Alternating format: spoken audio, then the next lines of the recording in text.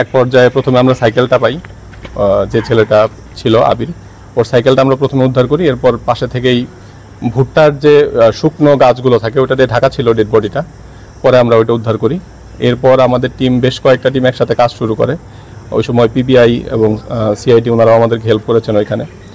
দেন হচ্ছে আমরা আনুমানিক রাত্রে 3টা, সাড়ে 3টা, 4টার দিকে বেশ কয়েক জায়গায় অভিযান করার পর আমরা নিশ্চিত হই যে তারই পরিচিত একজন, আরও একটি বাচ্চা, আমি আসলে যেহেতু সেও একজন শিশু, আমি সঙ্গত কারণেই তার নাম উল্লেখ করছি না, বাট তারা সমবয়সী, দুজনের বয়সী 10-12 বছরের মধ্যে।